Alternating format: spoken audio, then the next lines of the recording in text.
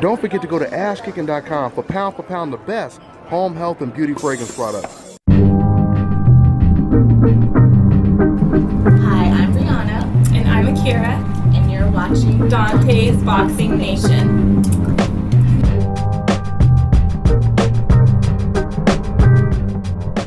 So anyway, Well, when I got into boxing, you get into anything, you have goals. First, you want to be, starting in the amateurs, a national champion. You want to fight on Olympic team. You want to become a world champion as a professional. But the ultimate goal is to be in the Hall of Fame. Honestly speaking, me looking at that, and that's my goal. But at this point in my career, I wouldn't put me into the Hall of Fame. But with the win over a guy like Errol Spence, and if everyone decides to actually fight each other at welterweight, and if I can make it through all of them names, I'll put myself in. So that's why I signed up for these fights, and that's my goal. And of course, I'm going to give them all to get there. I remember you said, Errol, that, listen, maybe at the beginning we may box a little, but eventually this was probably going to be a dog fight. Do you anticipate on Saturday that's what Brooklyn and the world's going to see, a dog fight, and a fight where Lamont Peterson brings you in and says, okay, you're two of the best body punchers in the game, let's slug it out? I think so. I mean, like a lot of people are kind of putting this fight to the side. I think it's going to be an easy fight. And anybody who follows my piece, and they know, it's going to be a hard fight. He always comes in shape. He's always in dog shape, has a lot of experience, and has a lot of skill, boxing and bang. So I know I'm in for a tough fight. I know it could be a dog fight, and that's why, I wanted to fight Lamont. Lamont was the only guy left. Nobody else wanted to fight. So my man came to me and said, what about Lamont? And I said, yeah, of course, because nobody wants to fight Lamont. So I took the fight. Now, it's going to be a tough fight, man. It's going to be a tough, rugged fight. If you watch Lamont fight, you know that later on in the fight, it gets rough. He starts out boxing, then he ends up standing there in the pain and fighting and tough stuff. So, and you watch my fights, my fights always get rough. Either the guy's fleeing or the guy has no choice but to stand there and fight.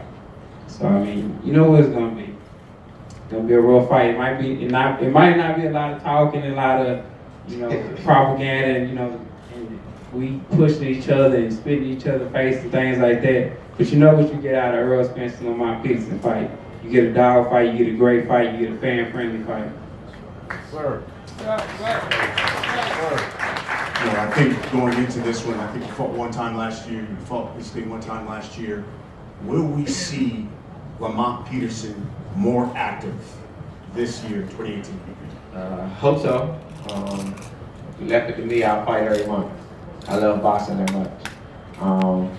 But I know, it's a business side of boxing, and I'm okay with that. But I know, with a victory this weekend, it helps me fight more often. You kind of get caught in those situations where a lot of times you're at the top level and you might lose a fight or two, and then those top guys don't want to take that chance. They know your worth, but they can always use that against you. So I think I can regain my footing with that with a victory this weekend. And when you look at your resume and the number of people you fought, there's no question, people don't question your credentials, but then they'll say, but when it seems like when he's fought top guys, he's come up short. How do you respond to that? You can't respond to it. Honestly, I mean, it's in the history books. It's written. It's over and done with. However you feel about that, I respect it. There's nothing I can do about it.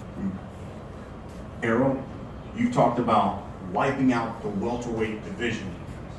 Does that mean fighting actively, like 3 times a year? What does that mean to you when you talk about wiping out the division and being more active? Well, that means staying active. I haven't been active as recently, due to waiting. I had to wait for my type of defense and things like that. And then, I had a lot of guys, not answering the call. A lot of guys, Al was in the call, these guys saying they're not, before they mention my name, you know, they try to make an excuse this and that. Okay, I have a belt now. I went over there and got the belt. So what's the excuse now? And I'm still calling. I have a belt and I'm still calling these dudes out. Danny Garcia, Keith Thurman, all these guys. You wouldn't be sitting here if Keith Thurman or Danny Garcia or Sean Porter said they'll take the fight. You know? I should be a world champion having to call these dudes out. And Lamont Peterson answered the call like a real fighter and like a real soldier should do. So what do you see in 2018 for you? In a perfect world, what do you see for Errol Spence in 2018? Well, in the perfect world, I'd be unified with Keith Thurman or something like that. Or, well, I want to fight 3 times a year. I'm going to stay active. I'm not going to wait on, I'm not going to wait on anybody or, something you don't get back is time. You don't get time back. So I'm not going to wait around and be waiting on fighters to get ready and, they need to have tune-up fights or they want to fight me in 2020, things like that. I'm not going to wait at all. Barry, you've been with Lamont a long time. Why don't you tell the people what you've seen in camp and maybe give them a sense of something that they don't know about Lamont going into this fight? I can't say it's nothing that that'll be different. And you know us, and everybody we prepare for, you could be 0-20 or 20-0. We prepare for it the same way, as if you're a world champion, undisputed or what have you. This is a sport that you can never ever sleep on anybody, because all it takes is one punch. And if you listen to what Errol just said, they didn't answer the phone for him. Keith Thurman, Danny Garcia, we were going down the line. Lamont was the same way. He was avoided, as if they were boogeymen or something. We answered the call for Keith. We answered the call for Danny again. And y'all guys saw that what happened the first time. And Kell Brook, as a matter of fact, before Errol fought Kell, we got the call for Kell. We agreed to the fight, but it went out the window. So I'm with Errol. How can you say that you are the best and you don't fight the best? You had Ray Leonard, you had Hagler, you had Hearns, and Durant. What made boxing great back then, all those guys fought each other. They had no problem with doing so. And we the same way.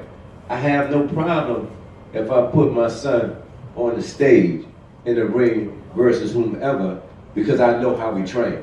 I know what we prepare for. So I don't think that you will see, or we didn't do anything different. We treated this camp like we treat every camp. We train hard. But that's why we don't get up here clowning out and all that old garbage, because for the most part, when people do that, they scared anyway. These what matter in this sport right here. And just like anything else, come Saturday, we'll be ready to do what we do. Dear Trainer of the Year, with that comes a lot of notoriety. Does more pressure come with that now? People look at you differently when you're Trainer of the Year and you've got a world champion, a couple of world champions in your stable. Yeah, it's a little different situation, but I don't buy into it. I don't listen to it. I just kind of keep pushing along and try to continue to be the best that I am, and that to give my guys whatever they need to give them. And I don't buy it. I mean, I've been recognized as that, and I appreciate that, and I love it, but it doesn't make me. I just continue to keep building, keep developing myself and develop my guys, because there's more for me out there. I'm still young in the sport, and so I just keep moving. I was reading something, and it almost gave the impression that he's a newbie to the scene, and he's splashed on the scene now with Errol and Charlo. But you've been in the fight game a long time. Now you're going up against, training-wise, one of the best. Is there any kind of competition between the trainers when you get to fight? No, it's not. I mean, I've been in boxing for 40 years. Started boxing when I was 5 years old, 45 now.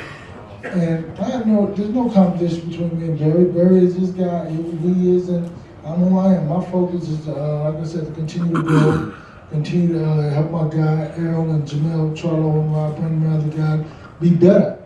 And so, and his job is to help his guys, and that's the focus. And when we're in the corner, You know, my deal is for Errol. His deal is for Lamont. I don't think about beating him. I want my guy to be the best, to go out there and do his deal. Lastly, for you, Barry, considering that these guys sparred together a long time ago, know each other very well, does that experience help at all in a fight like this? Yes, and it can, and in the case with Errol and Lamont working, and it's funny because I'm sitting here, Freddie was there in camp with us, Mike Stafford over there was in camp with us, Marcus Brown you spoke about was there. We had a great time. So it's almost like a reunion or so. Lamont inspires so many different people, you know, and I doubt very seriously if, you know, after that, because he do more teaching than anything, after that if he thought about it anymore. Like Errol said, come Saturday, you're gonna have two guys going in there that they're not old, they're not banged up, they're skillful, and they're dog fighters. So it may start off tactical, but somewhere in that fight that night, I think it's gonna end up being a war. Other than that, come Saturday, I'm just looking for a great fight. And congratulations to Derek for winning Coach of the Year. I remember when I first seen him come through the scene, he worked hard to get here. They grind to get here just like us. I'm proud of it. Fantastic. We'll just give you guys the last word and go give it off to the fighters. Lamont, what excites you about this fight? I'm excited, honestly, and looking forward to the skill level that's going to be displayed this weekend. You know, people can look at it, you know, it's going to be a rough fight, that's for sure.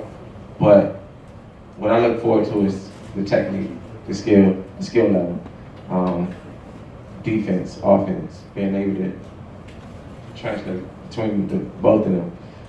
That's what I'll probably enjoy if I go back. When I go back and watch the fight, that's what I'll be looking at. That's what I'll enjoy. That's the part of boxing that I love. And Errol, what excites you from Saturday night? I'm just excited to fight. I just like to fight. I'm excited to fight. I'm excited to be under the bright light in front of those cameras, in front of all the fans, and Does it excite you to be back in New York? I mean, obviously you were born here, but obviously I know you're a Dallas guy, went there as a baby, but still got family here in New York. And definitely, I'm excited because you know, my family get to see me fight live. You know, they don't have the funds to go come you know, overseas to watch me fight or go anywhere else. So you know, it's exciting for them to come and see me fight and display my skills in front of them. all right, we're gonna take some questions from members of the media. We've got Matt here. Just please acknowledge who you are and let them know who your question's for. Keith Heidick from BoxingScene.com. My question is for Lamont. Lamont, what impressed you about Errol's performance against Cutler? He displayed just even taking the fight and going over there, you know, for his first title fight was impressive to me. Because a lot of times when a young fighter, especially one who is talked about as much as Errol is, they kind of take their time and be patient with the fighter, and he normally fights an older, more washed up fighter to get his championship. But he ended up fighting a guy that was in his prime, in his country, and to will himself to win that fight says a lot about him. I was impressed. Styles. Lamont and Errol, you've conducted yourselves as exemplary sportsmen, and your teams have also. We seem to have lost that civility in our national dialogue today. Lamont, you're from Washington. I wonder if you and then Errol could comment on how you feel about all that and what's happening in the country at large.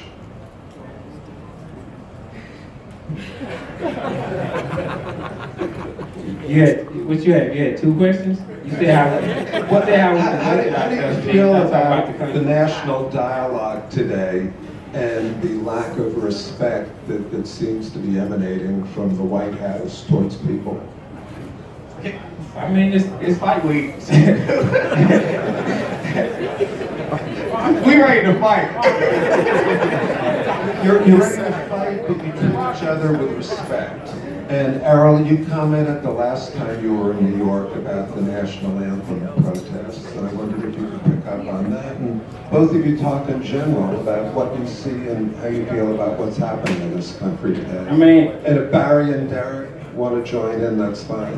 I mean, it's basically what I stated, you know, when we talked at the press conference. I mean, people have freedom of speech to say whatever they want to say, so I mean, that's just about it.